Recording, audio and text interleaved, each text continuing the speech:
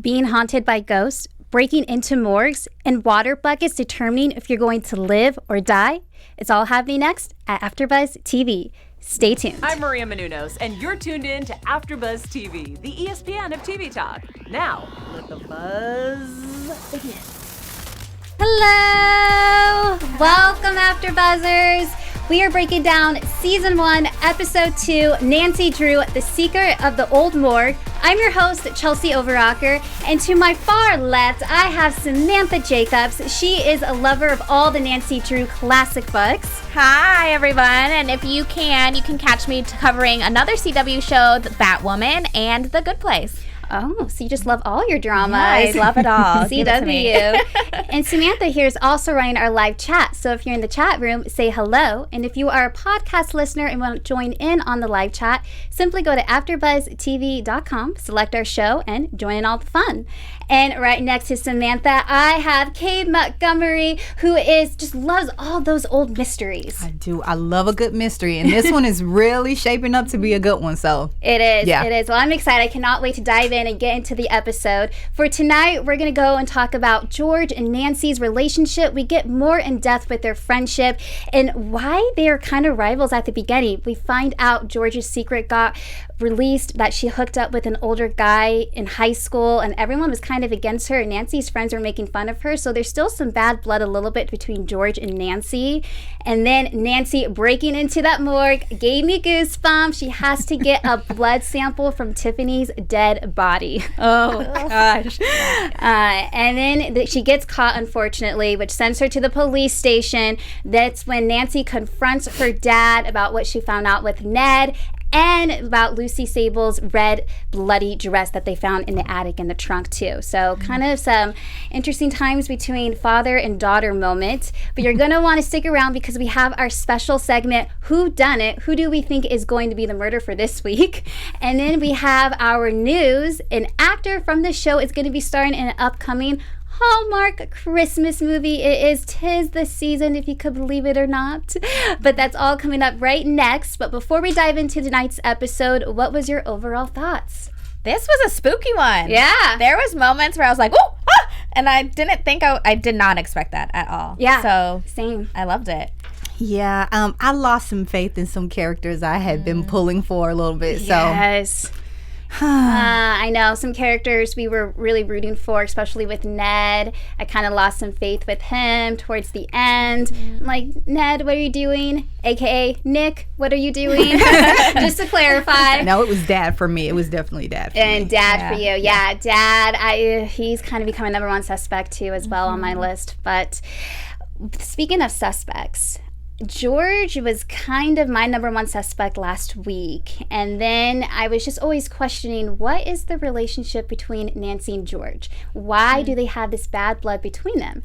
And it was finally confronted that George, this isn't the first time that she's been involved with an older guy. She also was involved with an older guy in high school, and it got out, and Nancy's friends weren't very nice to George, and it sounded like Nancy wasn't a part of it. However, she never stuck up for George, and that just made them go their separate ways. How do you guys feel about them bringing that into the show about the reason why they don't like each other? Do you think that was a smart move with the CW? I mean, I thought it was smart. I will say, when she was at Ryan's door, she said, "I'm not in high school anymore." So Yeah. I assumed that Ryan was the guy that she was kind of messing around with when she was in high school. Yeah, I agree. Yeah? Yeah. Okay. Yeah, I totally, that's a good catch, because I was thinking, when I first caught on to it, I was thinking, okay, this isn't the first time George is guilty of hooking up with an older guy, but it could very well be Ryan, which puts George as the number one suspect, because that's when she wants to get rid of Tiffany. But I did like, though, how Nancy, when Bess and Ace came back into the shop, she covered. She's like, oh, you know what? We couldn't get the cell phone. Yeah. And she was stepping up and trying to be a good friend to George. So we see that they really do have each other's back. I was kind of questioning at first. But what do you think about the relationship with George and Ryan? Are we still feeling that? Are we fans of Ryan? Or do you think he is just no good? He was married So I'm going to say he's no good. I'm going to say he's a pedophile. So he's definitely no good. Yes, yes, There's no, make no bones about it. I don't care how tough George is, how mature George is. She was a junior in high school. He was a grown married man. You are a pedophile. That is that. And so you guys know I disliked him from the beginning. He's a pig. So this just dug a deeper grave, for him, for me. But I thought it was pretty believable because mean girl culture is really strong in high school. Yes. And I mean, I have a school counseling background. And so when I see stuff like that, I'm like, oh yeah, I could totally see that happening. George getting ostracized, her feeling totally left out, her probably having some ambivalence about the choices she was making, but then the reinforcement she's getting is to be ostracized and you know what I mean? And slut shamed. So it's not like then she's going to change all of her choices and suddenly start making good choices. You know what I mean? Yeah, absolutely. So it's kind of a sad cycle. So it was really interesting to see Nancy kind of apologize for it and say, hey, I even though I wasn't directly participating in it, you're right, I was around it. I did laugh at the jokes. Right.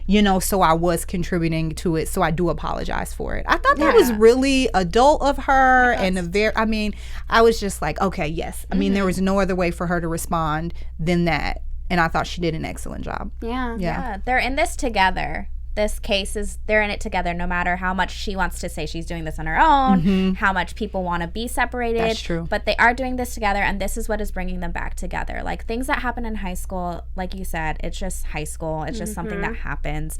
You get emotional about something you don't really know the background behind. And George has been through a lot. She's lived like a really tough life for her to be only, early 20s right now. Yeah. And so for Nancy to also have some struggle, she's finally realizing maybe George isn't as crazy or slutty as I'm thinking because of whatever she's been dealing with. Yeah. So it was mature of her. I thought so too. Yeah. But with George, she has a lot on her plate because not only is she hooking up with Ryan, but she's starting to get her own suspicions when they were in the bedroom and Ryan took that phone call and he wants to get Tiffany's body moved to New Hampshire to go to a different autopsy. That was really suspicious. So he doesn't even want them to be in the same city where this all went down. Kate, what are your thoughts on this? It was so suspicious. His quote was, "We need to get ahead of this thing now." I was like, get ahead of what thing? Oh, poor George. You can tell that she's really falling for him, and and I'm sure he's manipulated her at times, and it was devastating for her. I was glad for her to see it, but it was still devastating at the same time to see her realize oh, he's not who I thought he was. And then that's when I think she really was like you said, got suspicious, and then had no bones about trying to get his phone away, even though she wasn't able to do it in the end. And I think in that moment, that's when she said, okay, I'm going to go ahead and I'm going to be on Nancy's side, because she let Nancy know. And that's when they all came up with this plan, thinking, okay, we got to break into the morgue, because, Nancy's brain's going around thinking we could do our own autopsy. I just have to get a sample of her blood. I just need blood. In the 9th grade, I had someone that did this for me before. No worries. I just need a blood sample. I'm like, okay, Nancy. Only Nancy Drew would say something like that. No, Let me get this blood from a corpse. I was like, how is she going to do it? And then I was like, oh, needle. Okay, that's smart. Yeah, okay, I see. But George is she still really cares for Ryan, because they went on this plan that she was supposed to steal his cell phone at the park. And then when Ryan is confronting her, just saying, this is the reason why I'm going through a hard time right now. This is why with Tiffany's death, it's a lot on my family. This is why we're doing the autopsy at a different place. I just don't want any rumors to get spread. That's when she sat down the phone on the ground. And then she just said, she even made a point saying, oh, you dropped your phone. So she didn't really go through her plan, and Nancy caught her too, because Nancy was in the bushes. George is playing with fire here, I feel like. So what are your thoughts, Samantha, between George and Ryan's relationship? In that moment, would you have done the same thing, or would you still be on Nancy's side and say, I'm going to get that phone? Because she right away, she was there on Nancy's side. And then when she started talking to Ryan, she just completely lost her backbone. When you're in love, It's hard. it's hard. When you're in real love, especially at that age, it's hard to stand up for yourself, especially if you've never stood up for yourself before. Yeah. So, if I was George in that moment, I think I would like to say, I probably would have put the phone down, but then also at a moment, at least looked and saw or figured something out or went through some texts or something, at least got a little bit more information instead, and not completely go through the whole plan that Nancy wanted, but at least come back with Nancy with some juice. Be like, hey, at least I found this, okay? Yeah. Like, You know what? I guess I was maybe I read that completely wrong, because I was thinking he went in his car and was fumbling around for his jacket, and then he put his jacket on, and I was like, oh, once he puts his jacket on, he's gonna realize that she has his phone because it's not in his pocket. Yeah. So that's why I thought she put it on the ground, so he wouldn't be like, hey, where's my phone? Did you take my phone? Do you have my phone? Because I thought he saw her go in the car. That's a good point. So I didn't read it. I mean, I guess, but that makes sense. It could be read that way too, as like she kind of lost her nerve and put the phone down. I thought she did, because after that, Nancy catches George back at the Claw restaurant, and Nancy says, are you trying to cover for the killer, or are you the killer? Ooh. So she called George out, and then she's like, I'm not coming for anyone. And then that's when Nancy said, but you're sleeping with him. And that's when the whole thing just escalated. But yeah, I kind of took it as, I thought maybe George was having second thoughts. That's why she put the phone down and didn't really go through with the plan. And that's why Ace and Bess decided to have the car break down and be on the road. Basically, which we'll get into a little bit later. But yeah, it could go both ways. But I think George she still cares for Ryan, and especially when they were at the seawater ceremony, she was trying to warn him and say, hey, you have a lot of people that are against you, and he just brushed her off. But the optics on that, the another part of that is like how immature George is, because the optics on that are terrible. Yeah. I can't be out here talking to this young girl and her being like, oh, da, da, da, when there's a whole line of people that are going to judge me, that are watching my every move. So in that case, I was like, she can't expect for him to be cozied up to her and chatting her up and stuff. Like, he has to appear to be the grieving widower. I mean, even though y'all know I hate him, but I understood he needed to appear. He needed to cover. The optics of that were important. And I think the way George took it was, oh, doesn't matter if Tiffany's dead or not. He's still going to not see me as just like his hooking up buddy, basically, is what she came up with. Right. But a lot of crazy things. We're still not fans of Ryan, but I am starting to become more of a fan of George, and I think she is going to be there for Nancy. Yeah. But speaking of our fans, before we move on to our next topic, we just want to say thank you guys so much for making AfterBuzz TV the ESPN of TV talk. In order to help us grow, we ask please subscribe to our YouTube channel, leave us a comment on iTunes, and give us a ratings. Again, we really just want to thank Kevin and Maria for creating AfterBuzz TV, because we're able to engage with you guys as fans and do what we love. All right. Well, speaking of love, I did not love that morgue scene. Oh gosh, but she had to break in there. Well, first it's classic, because with the typical Nancy Drew book, she could just go ahead and pick the lock. But now here we are in 2019, everyone has cards. So it was cool that I loved how they wrote that into the episode, and she had to go and break into the car and get the fob for it. But we keep seeing Lucy's ghost too. We saw it right after in the morgue during the day, and then we saw it after she got done breaking into the car. That freaked me out. I think Lucy is I don't think she's trying to so much scare Nancy. I think she's trying to help Nancy solve her own case. Did you guys get that impression? Yeah, I don't think that Lucy Sable is related in any way to the current crime. No. Yeah. But she's always around, and like, girl, come in the daytime. You know what I'm saying? Yes. Come over Cheerios when it's light outside and I'm happy in my PJs. And like nicely. Like, why you always gotta come at night in a tense situation? Timing, Lucy, timing. Yeah. I wrote this down. I said, dead Lucy's haunting her, but is it because she doesn't want Nancy to do this, or is it because she wants to give her clues? Like, what is Lucy's motive behind this, you know? Yeah. I think, well, after Nancy broke into the morgue and she got the blood sample from Tiffany, which freaked me out. She had to go through all those dead bodies. That was so good. And then she got Tiffany's blood sample. And then, of course, she turns around. There's one dead body that she don't take a look at. She gets closer and she opens it and nothing is there. Yeah. But, and then she gets into the tissue room that they call it, with like dead bodies, remains. Yeah. And she finds Lucy Sable stuff. I think Lucy, like you mentioned, Kay, has her own case and she's trying to get Nancy to help solve it. So that's why maybe along with this case, who knows, maybe that's why Lucy's doing what she's doing. But yeah, what do you think is the motive? You don't think it's connected to this case at all. Samantha, do you agree? I feel like maybe Tiffany is somewhat connected to Lucy in some fashion. Maybe they were friends, or maybe there was something there that they had. Maybe she was the bully to Lucy, and it's just kind of like a circle to where Lucy knows a little bit more about Tiffany personally than anybody else. Yeah, because it goes deeper than that. That's what I would think. When the alarm went off in the building, do you guys think that was an accident or someone set Nancy up and did it on purpose to have her get caught?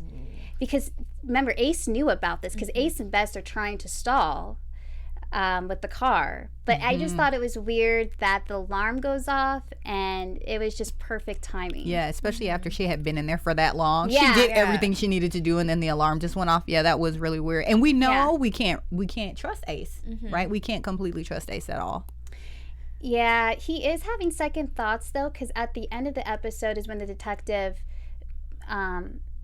text messaged him saying, let me know what happened at the morgue. Keep me in the loop. Keep me in the loop. And he puts down his phone and he just kind of looks off into the distance.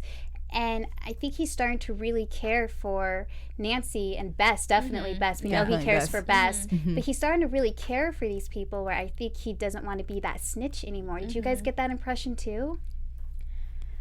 Yes and no. I'm like, I don't. I feel like, yes, because I think he's getting connected to Bess, and he knows that Bess and Nancy are in the same circle. Bess genuinely, or at some point, there's a fraction of it, cares about Nancy, right? Yes. So he feels like he needs to care about Nancy as well. And if he says, with that new character, Elizabeth, coming in, then that's just another witness. So then she could spin something like, their car broke down and they were acting funny and things were weird. And then, she could spin it in a way to make him more involved. Or I don't know, because who was she? She was just a random. She's definitely going to play a bigger character, I think. This is just the beginning, because we definitely... Now, that's one thing I'm kind of... with Bess, she sounds like she could go both ways. She could either... She's interested in guys or she's interested in girls. And... seemed like she did have a connection with Elizabeth because she even texted her at the end. She deleted the text message, but hey, do you want to go grab some dinner? So that's kind of an interesting take, more modern Nancy Drew, that we have a character like Bess. Yeah. But yeah, I think with Ace and Bess, I think because Ace really does care a lot for Bess, I think he's going to have some second doubts. I don't think he's going to be as close with the detective as we got when we first saw the episode. What do you think, Kay? I don't trust Ace at all. I don't think so. I mean, I think whatever benefit he's getting, he's just a dishwasher. So if he's getting any kind of extra money or, he has some kind of incentive, I think he's going to continue to feed the investigation. And Ivan agrees with you. He says, I don't trust, or I don't get anything from Ace. Nobody should trust him. I don't think he did set off the alarm. So... Oh, he doesn't? Yeah, he doesn't think that Ace did it. Oh, yeah. I'm wondering who did. I'm kind of going back to Ryan, maybe, a little bit. I don't know. Because he's the only one... Because he has money and... Or who is Elizabeth connected to? And maybe someone on her squad set the alarm off? That's what I'm... Yeah. Yeah, maybe. I thought it was interesting at the end of that how George came right at the end. And I thought, she's going to help Nancy out. And she was like, no, just give me the stuff through the window. I thought that was... Broke the window out and was like, just give me the bag. And this was like, what? She was like, listen, you nothing's gonna happen to you. They're gonna go and book you. Just give me the stuff. Yeah. So I was like, what a bold move. And also, Yeah. I thought it was interesting, like, is Nancy gonna be really mad at her and hold that against her that you didn't help me and you left me here? I thought they were gonna try and squeeze her through that little square and like that little hole. Yeah. I was really shocked that she got busted, basically. Yeah, that's what I'm thinking. Wow. I feel like someone did set off the alarm. Maybe it could go back to George, because George did know that Nancy was in there too. Even she could cover like she was trying to help her. But no, because George made a point by saying, look, you could get arrested and have all of this behind you, all this blood samples, and not get anything out of this. Or you they're could, going to take it. Yeah, they're going to take it. Or you could just trust me and I'll give it to you later. So in that move, Nancy's like, well, I don't have a choice. And I felt like that kind of defined their relationship too. Their friendship is strong because they have that trusting bond again. It's not like George went behind Nancy's back that we haven't seen so far and didn't give her the blood samples. Now, who knows? Hopefully, George didn't do anything off camera that will come into next episode with Ryan, with those blood samples. But even Nancy was saying, well, take Lucy Sable's blood samples as well, too. I'll explain later. So, kind of interesting. But are we even feeling, kind of going back to Bess and Ace, are we feeling that relationship, or are we feeling more Bess with Elizabeth? Well, I thought it was really interesting because, I mean, I feel like you don't get to see that in a character a lot, the Q, right? So you see LGBTQIA, and one of those Qs is questioning, right? Even when it's LGBTQ, sometimes that Q is questioning, sometimes it's queer. So I don't think we get to see a character like this kind of explore their sexuality. I mean, I saw on Twitter a lot of people were like, oh, she's a lesbian, and I'm like, she said that she doesn't know what she is. She's trying to figure it out right now. Or maybe she's not even trying to figure it out, because she said, I don't date anybody right now, you know? Yeah. So I thought that was interesting to see, for us to have a first hand look at someone kind of exploring their sexuality and kind of trying to figure that out. So I thought that was really interesting. I thought that was good, too. Yeah. I like it. Like you said earlier, it's the modern Nancy Drew, right? Yeah. This is something that is more open, more talked about, more explored. And this just elevates her character into something that's more relatable to people. I agree. So yeah, I'm kind of liking the relationship between Beth and Elizabeth too. So I know we're going to explore a little bit more into it. But after Nancy gets caught, she's back at the police station, and a lot happens at that police station, because Karen is trying to talk Nancy down, saying, look, you can't get yourself involved in this situation, and Nancy's just trying to clear her name. And then she sees something pop up on Karen's computer. So that's when she sends Karen away to go get coffee. And she sees a last text message about the package is here, pick it up. And it's from a random number, which we'll get into a little bit later. But that leads into a big story plot. But what I want to talk about is, what do you think between Nancy and her dad? I'm starting to have some doubts with her dad. When he was explaining the whole situation, oh yeah, the bloody red dress, that's just a prop from your great-great-grandmother, and and then of course he burns it at the end, so that was a complete lie. But I don't know, what are you guys' thoughts and opinions about Nancy's dad? I thought it was interesting, because you know how much I love Nancy's dad. I thought it was interesting how he just had a story for everything. I was like, oh, he's quick with the lie, because I didn't believe him from the get, but you know, he's a lawyer, so lawyer, liar, whatever, sounds the same. Same.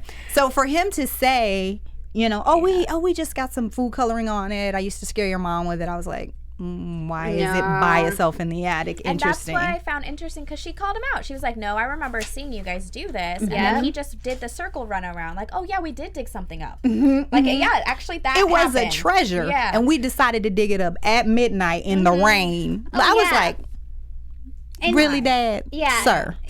And then that's when she's like, well, you know, Mom said that I was dreaming the whole thing. And he's all like, well, you know your mom. She just tries to say stuff just to get you to bed and everything. But he was just covering for every little thing.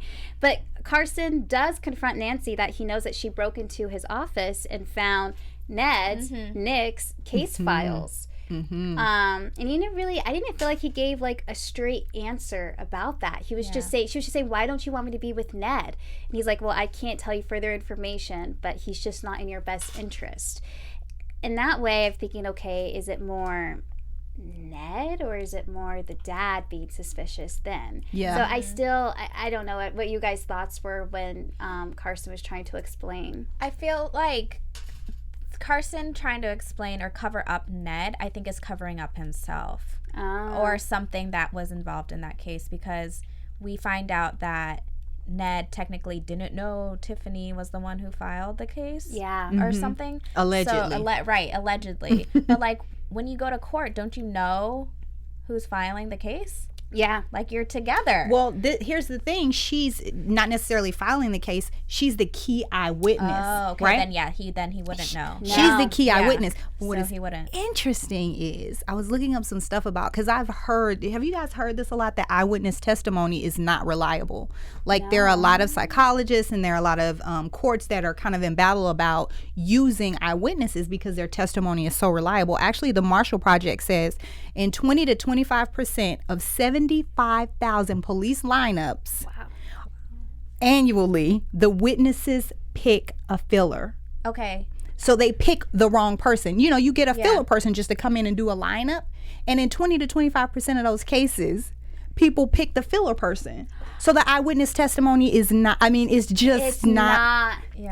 No. And mistaken eyewitness identifications contributed to approximately 71% of wrongful convictions in the U.S. that were overturned by DNA evidence. And that's from the Innocence Project, that research. Wow. So I don't trust her eyewitness testimony that got him railroaded. And then let's not even talk about how if you're a black person in this American system, you're 7 times more likely to be convicted of a crime. Like, I don't trust her eyewitness testimony at all. At this point, I feel like Ned Nickerson was wrongfully imprisoned in the beginning. Yeah. And I have other reasons for that. But so she's the key witness. So when she testified, she was able to do so kind of like anonymously. Now that is true. Okay. Yeah. Because she's just That a makes witness. sense now. So there's She no was reason a for him to witness. see her. Yeah. So, but I think that even though she didn't take the stand, I think that he knows it's her. Oh, he does, because at the end of the episode is when Nancy wants to call that mystery number,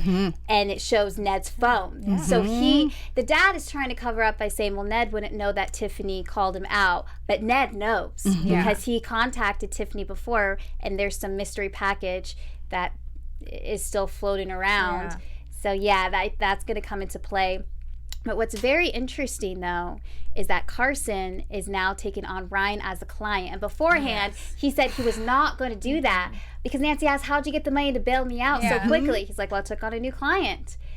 And there is some bad blood between Carson and Ryan that we saw as well earlier on in the episode, where even Carson said, no, my wife told me not to get involved with your family. He said, I made a promise to my wife. Yes. So now you're breaking promises to your dead wife. I was like, it's not a good role, bro. Not a good role. No. I mean, he's already cheating. He You know, is. like, he's already with Karen. And how is he cheating with Karen? I mean, I bet their chemistry Let's was not there drag Karen into before. this. We're not dragging Karen in. No Karen. Oh my gosh, what if he was cheating with Karen in the Or you beginning? know what I Making me mean. so sad. Okay. They had to have some type of flirtation before, when she passed away, they are going all in.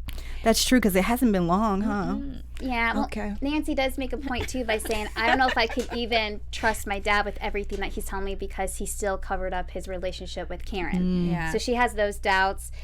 But yeah, and then we see Carson destroy the bloody dress at the end. I'm a little nervous for George, and she gets the bloody bucket when you tip it over. Yeah, I was like, was that blood or paint? Yeah, Did I somebody thought it was prank paint her? at first too, and then when he says at the end, "Oh, we got a water, not a blood," Yeah. and I was like, "Oh, Poor George.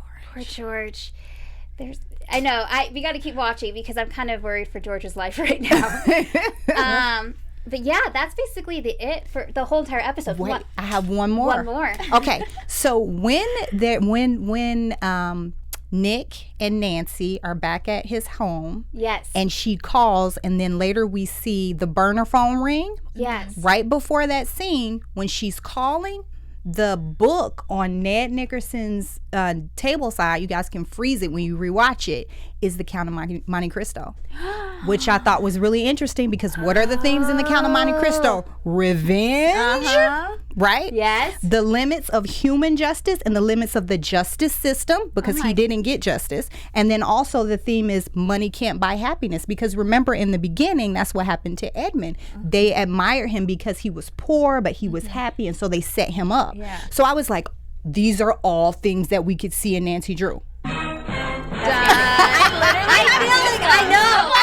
I was like, what's that book? Pause. Because I'm nosy. I was like, what's going on in that bedroom besides making out, girl? I think you're going to solve this mystery, which leads us into our special segment, Whodunit. I feel like, Kay, you have this. Yeah, you No, but solved it. it's not name. You guys, you think I'm saying his name? It's not No, name. it's not. I'm Ned, not but I Ned, feel like we got a suspect down. We got a suspect, yeah. Oh, God. Well, good detective work, Miss Kay. Thank you. Anyways, we have a special segment, and it's called Whodunit, and this is where we determine who we think is the murder suspect or who actually did the murder. So, who wants to start? Chelsea. I'll go ahead and take a start. You know, this week I'm going with Ryan. He has just been so suspicious, in my opinion. With first the autopsy, and then I still think he's the one that caused that alarm to go off. I still think he does. And I don't know. I really hope George is keeping things private from him, but he kind of does have an in with George as well. So I don't know. My suspect this week is Ryan. Well, I will say I don't watch the show trying to solve it, because that would spoil it for me. Yes. I watch the show to get immersed in the world and see all these characters and the relationships develop and get to know them better. But when it comes to Whodunit, I'm with you Yeah. on Ryan. I'm team anti-Ryan. Anti-Ryan. We're not fans. I'm team Ryan the Killer. Hashtag Ryan the Killer to the end. Yeah. So he's still top of my list. I want to say that it's Elizabeth. Ooh. We might not. Elizabeth. We might not have a photo of Elizabeth. She's a secret new person. Oh, she is. Yes. She's new. And I totally spiraled on that, so that was not your fault, Vito. Shout out to your hard work. We love you. But yeah, I feel like she is involved with somebody. It could be Ryan. Yeah. It could be somebody else. We don't know. And I think she's involved in it in some way. Good point. Good point. I know. She really is cute for a mortician. She Mortician look that cute. is. Yeah. Well, that is our week of Whodunit. Now it's time to get into some news and gossip with Kay. So very exciting news here. We are huge fans of Christmas. We're big fans of Hallmark movies. Yes, we are. So Scott Wolf, who we've become increasingly more suspicious of, but in real life I'm sure he's a nice guy and doesn't roll his daughter and whatever.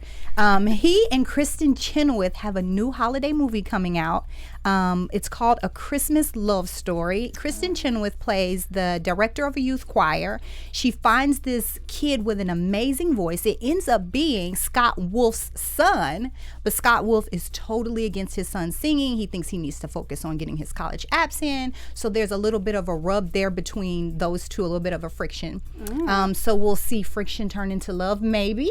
I love it. Well, I'm a huge Hallmark fan, so I'm definitely going to be watching Yeah, I'm this. super excited. It's going to Yes. premiere December 7th at 8 p.m. And hopefully 6 Months of Christmas, which is a companion network to ours run by Yes. Kevin Ungaro, will cover this movie. I'm really excited to see it. Yeah, well, I'm covering Hallmark, so we will be covering this movie. So be on Just the lookout you for guys that. know, it's called The Christmas 24/7. The If you're Christmas looking for it. 24/7. Awesome. Christmas 24/7. Thank you. Yeah, so shout out to that. And quickly, let's get into our predictions. AfterBuzz TV predictions. We'll start with you, Sam. Okay, I think next episode we're gonna actually see some more depth between Bess's character and maybe Elizabeth, so we can get. I'm all about Elizabeth right now. I love when they pull in a new character because they have a purpose, right? She said her name. I feel like if they didn't say her name and she was just the mortician, right?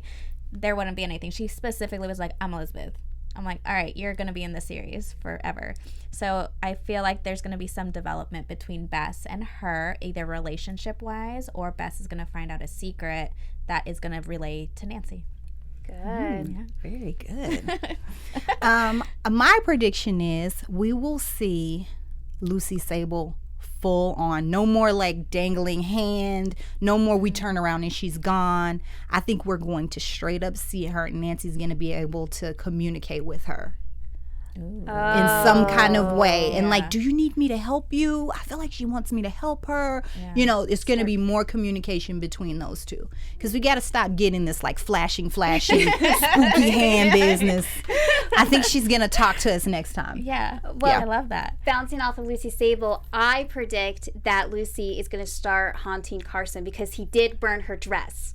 Ooh, that's true. She's going to want some revenge. So, yeah, I think we are definitely going to see a little bit more of Lucy Sable, and she's going to be more of a character next episode. So it'll be interesting.